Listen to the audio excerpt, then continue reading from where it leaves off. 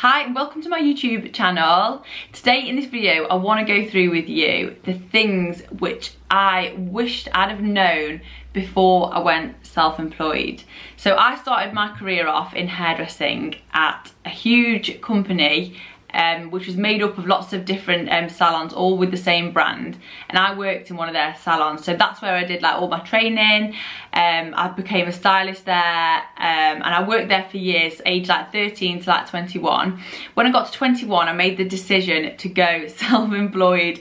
So I went from working in a salon employed to go into work mobile for myself. So this video is for anybody who is maybe in the same position which I was in before. So I was employed and wanting to go on my own and obviously make more money, have more time, all the other things that come with all of that. Well, you think are going to come with all of that. Or for someone who's just decided that they want to start their own business and maybe go self-employed in like hair, beauty, or just learn a new skill.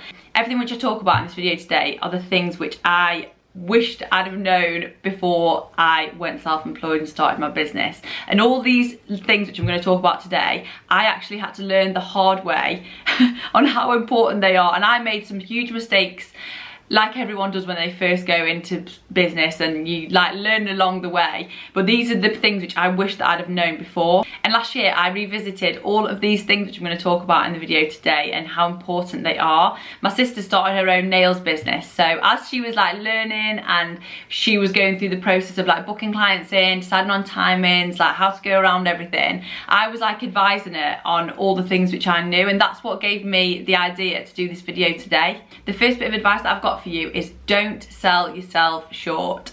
Do not think that you need to be cheap to attract clients, and just because you're a new business, don't think that people won't pay good money to go to someone who's new and good at what they do. The advice which I would give to you is take your time to give every single one of your clients a really good service, but make sure that you are charging proper prices. And charge, obviously being freelance, you can choose whatever you want to charge, but I would just take into consideration all of the things in your business which you've got to pay for. Then think about how good your work is, look at your competitors, and just do an all around, go look at everything and then decide what you're worth. But what I would say to you is don't be too cheap, and don't think that people are just going to come to you because you're cheap. That is not the way that I would recommend anyone does their business.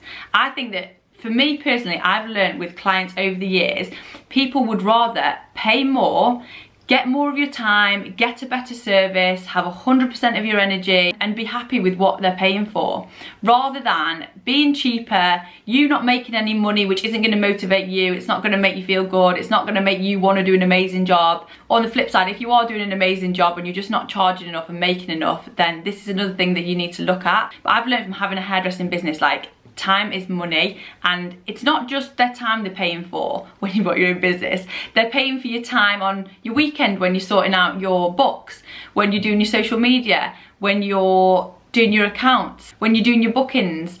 All of this time needs to be accounted for on top of the time which you're having with that client. And one thing that I learned from the mistake which I made of charging really cheap prices straight away is when I came to charge my regulars more money to make the profit which I needed to make in my business, it was much harder to charge somebody £35 for a haircut when they were used to paying £25.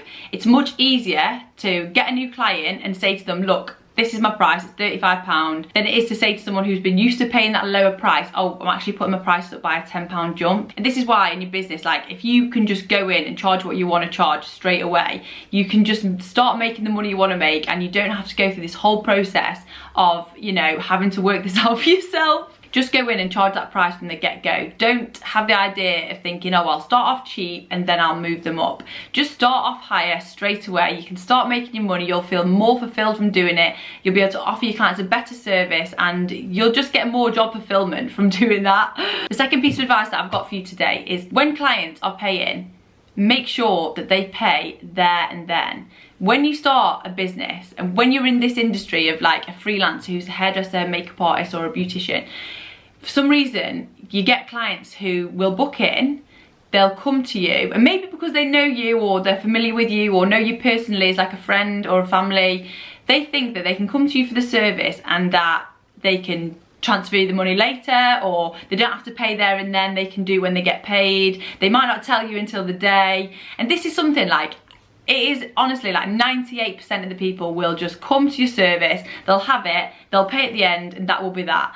But you will get that small minority of people who will come to you and then they'll be like, oh sugar, I don't realise I don't get paid till Thursday, can I just transfer you on Thursday? You know, you wouldn't go to Tesco or Asda and say, oh sugar, the checkout, I've not got my purse with me, can I pay next Friday when I get paid, do you mind? No, I would just get super organised before you start your business.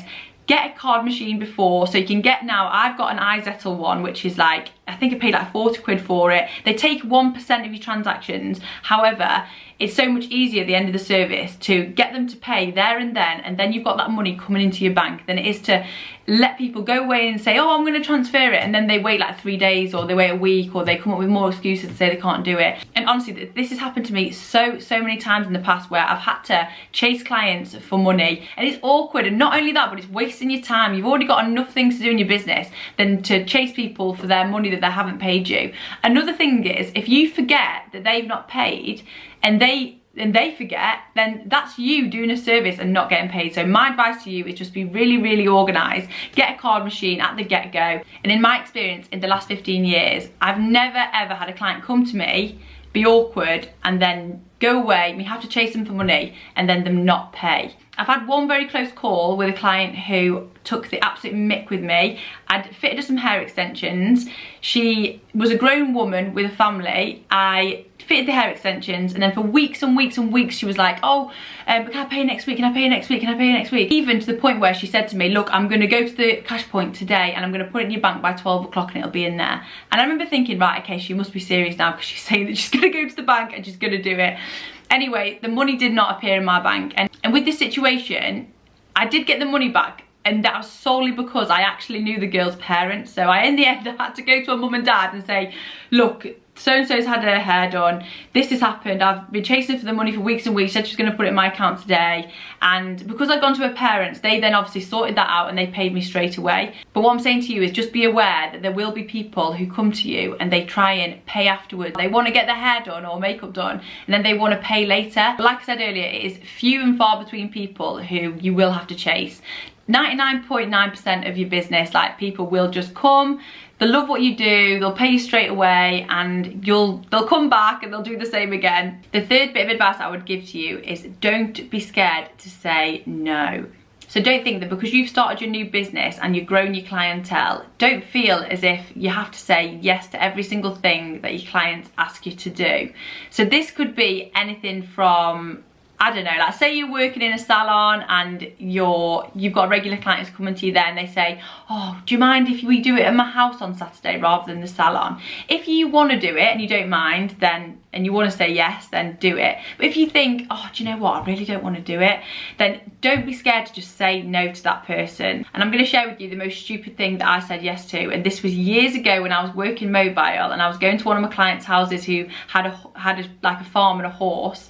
She said to me, Amy, do you mind later if we just put a bit of bleach on my horse's tail? We don't mind paying you, we just want to get it a little bit brighter looking because it's gone a bit yellow. And straight away I was like, no, you're better to put some purple shampoo on it and it'll like clean it all up. But the client was like, no, Amy, please, can we just put some bleach on it? We just want it a little bit lighter, like it won't take long, the horse is really good. Now, I don't know why I didn't say no. I'm allergic to fur, like terrified of horses. Like I'm literally, you would not catch me anywhere near a horse because I'm that scared of them. Yet this client was like, oh, can you please dye my tail of my horse? And I'm thinking, oh God, like what do I do? Thinking, oh my God, like, but they're really good. But she's, oh please, we'll pay you extra, blah, we'll pay you whatever. So in the end I said yes to doing it, and honestly I just regret it so much. As soon as we started doing it, I was thinking, why the hell have I said yes to doing this? Because the horse had really thick hair, I had to use a very strong bleach to get any kind of lift on the hair. And because we were at the back of the horse, I'm very lucky because with this situation, the horse actually was really well behaved. It didn't get any bleach on its leg, but if it did, it would have run an absolute mile because the bleach was that strong. So anyway, me and this client are outside with the horse's tail. I'm there bleaching it with my hands. The horse is trumping, it absolutely stinks. I'm just like, what am I doing with this? Not to mention that if that horse had kicked me and knocked me out and paralysed me, I would have not been insured at all. Now, I'd hope that you wouldn't be as stupid as me to say yes to something as crazy as dyeing a horse hair when you've got no experience with working with horses. But what I'm saying to you is, don't feel bad and don't feel like you can't say no to something that you don't want to do. Your client will still come to you and still use your business and still think so highly of you, whether you say yes or no to a request. The fourth bit of advice that I've got for you today is don't be scared to get yourself out there. When you start your business, this is like a massive thing, and I would say to you, just don't be scared to shout about your business. Let everyone know that you're starting your business. Like, let everyone know that you are on this journey. Share with them like the things that you're going through. Show them like the growth that you're making. Show everyone what you're up to, and share with everyone like the things that you're learning. Honestly, people love this. Something which I've learned over my journey is people like to be a part of your journey. My clients like to hear about the things that I've gone through and going through and the things that I'm working on. So I would say just don't be scared to get yourself out there, talk on your Instagram stories, do videos, get people more incorporated in what you're up to. And what I found is that since I've put myself more of the face of my business, it's attracted me more business and more clients, because they can see that you're just a human being and they can see all the hard work and all of the things which you're doing to make your business amazing. So even though it takes balls, I would say that this is super, super important. And as soon as you have put yourself out there, like, people get used to seeing you, they get used to knowing you, and then the fears and underlying issues and like worries that you have around doing it before, they just completely disappear. I can remember when I first started talking on my Instagram stories, and I say like all the time, and I can just remember looking at my stories and saying like, and I used to think, oh my god, I need to stop doing this. I used to be worried about what everyone would say and how stupid I would look. But the more I did it, the more confident I get, and I feel like the more I do it, the better that I'm getting at it. And it's the same for you. Like, just put yourself out there. Just be aware that you are going to make mistakes. You might say things that you're not sure of, like for example me when I was saying like all the time. But the more you practice it, the better you'll get, and the more interaction you'll get, and the more clients you will attract. The fifth thing which I want to talk to you about is compare-your-litis. I don't even know if that's a word, but it's where you compare yourself and your journey to other people. And what I mean by this is, I find that in this day and age, because we've got access to Instagram and Facebook and all these other tools, it's so easy to use these tools to compare ourselves to others and make ourselves feel demotivated. In the past, I've spent hours on social media looking at other people and their growth and where they're up to on their journeys, and then I've thought, oh god, like, what am I doing? And I put pressure on myself and thought and it procrastinated, and it's just like this spiral that I would get in. So what I would say is, just don't compare yourself to other people. Just remember that you are on your own journey. So I would just try not to compare yourself to any other person other than yourself. The only person that you're really in competition with is yourself. When you find yourself procrastinating, sitting around not doing anything, thinking, oh my god, like, I want to do this, but where do I even start? I would just completely get away from that and just think, right, I'm here now, I need to get to this point, like, what do I need to do? And then instead of procrastinating and wasting all your time looking at what everyone else is up to, I would say just break down what you want to do and then just do it every single day and be really disciplined with yourself. The sixth thing which I want to advise you about, and this is all to do with last minute cancellations. So when you start your business, you are going to find that, I don't know how occasionally it will be, but occasionally you will get people who cancel on you last minute. So they say, oh, I'm so sorry, but I can't come now, ill, whatever. These things happen, you know, like, people do cancel last minute, things do pop up, and it's absolutely fine. If you feel though that you are getting loads of last minute cancellations and you're left just standing around wasting your time, what I'd recommend that you do is start to take deposits. And if people do this regularly, same with not paying, the clients who are like difficult with the paying, say if they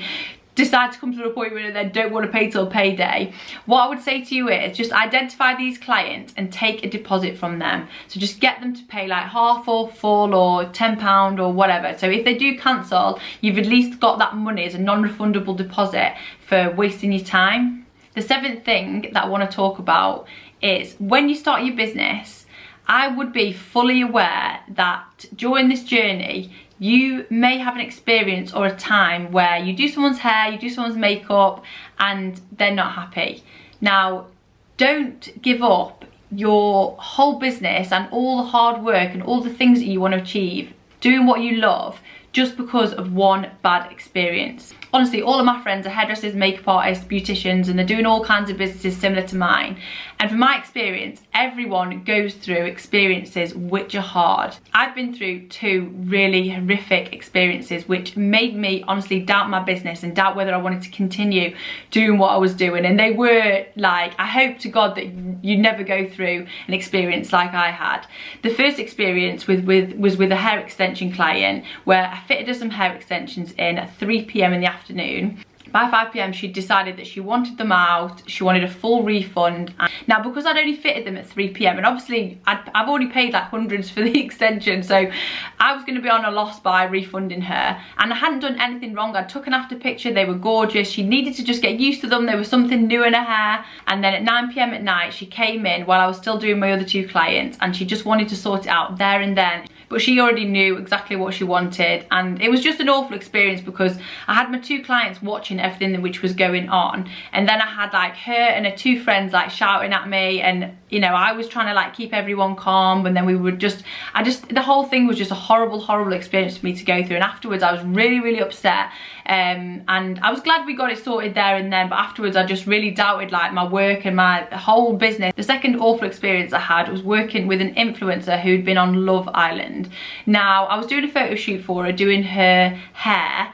She had another makeup artist with her, and honestly she made me feel like I'd never done anyone's hair ever before. It was just a horrible day. In all fairness, this influencer, she did apologise to me at the end of the day, and I do truly believe that the girl was just massively overworked, but there was just still no excuse to treat me the way that she did. And it was just a horrible day, and it was just one of them days where I was just like, why am I doing this? So after both those experiences, I was just so demotivated. Like, I literally went through this motion of like, why am I doing this? Like, what is wrong with me? Like, am I a bad hairdresser? Like, what have I done wrong here? But if you ever do have a bad experience like that and it makes you question yourself and question what you're doing and question your goals, and you need to flip your thinking and think about all of the people who come to your business and love you and would be absolutely devastated if you stopped doing what you do and what you love and what you've put all your hard work into. Do not give up just because you've had 1 bad experience or 2 bad experiences. After both of those experiences, I went away, I went through the motions, because you naturally as a human being, you do go through these motions, question everything. But as soon as I did, I then came away and thought, right, I've had those experiences. I've now thought about all the people who love my business and love everything which I do. And then I looked at both of those experiences and just thought, how can I grow and learn from those experiences? Like, what can I take from them, and what mistakes did I make that I won't ever make ever again? Number 8, the next thing which I want to talk about is working hours. Now, when you start your business, you need to sit down and think about what working hours that you want to do. It's your business. Just because your clients are coming to you doesn't mean that you have to work every single hour that they want you to work. So I would recommend that you look at what hours you want to do, and when your clients are asking for appointments, only offer them within those time frames. The problem which I made when I started my business years ago is I didn't have working hours. Whenever someone wanted an appointment on whatever day, I would work and do that day. But I shot myself in the foot because I found myself saying yes to whenever people wanted me, and then I was working at like 10 o'clock at night. I'd fit people in first thing in the morning, at 7:30 in the morning, and then maybe have a gap somewhere in the middle of the day. But then because people wanted me in the evening, I would then find myself working like really late, and I look at my working day and I'd be thinking, oh my god, I might have only done a couple of clients, but I've worked from 7:30 this morning up to like 10, 11 o'clock at night. So I would say to you, just map out what hours you want to do, and then when your clients are booking in, offer them those appointments. If they want other hours, just say, look, I'm really sorry, but I can't do them. This is what hours I can offer you, so just let me know. They should be fitting in around you, not the other way around. Obviously, with having a service-based business though, you will find that clients will want you evenings and weekends, which is absolutely fine. But remember, it is your business and you can work whichever hours you want. And last of all, the 9th thing that I want to talk to you about is time.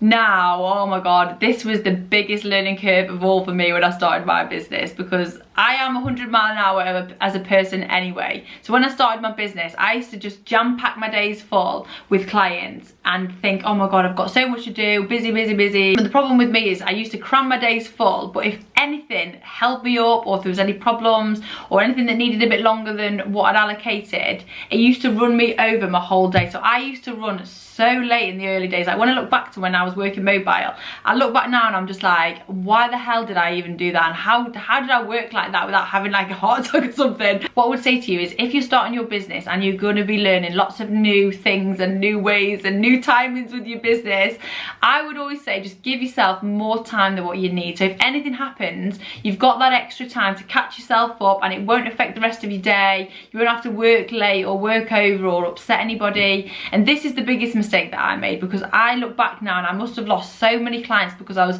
too busy, scatty, running late. Like, it's not professional. People would rather pay you more money and know that they've got all of that time allocated for you. Obviously some things still do crop up and you might run a little bit late here and there, but it's much less stressful when you're working and you're not running late and stressed, and you can give your client a better experience, and it's just good all round for everyone involved. So I would say to you, if you're starting off your business, just give yourself that extra time, because if anything does happen, at the end of the day, you're starting a new journey and there's going to be things that pop up that might take you longer and things that you need to learn from. Having that extra time will help you out so much. Anyway, that comes to the end of my video today. I want to thank you for watching. If anyone has got any questions or anything that you want to ask me, then leave it in the comments box below.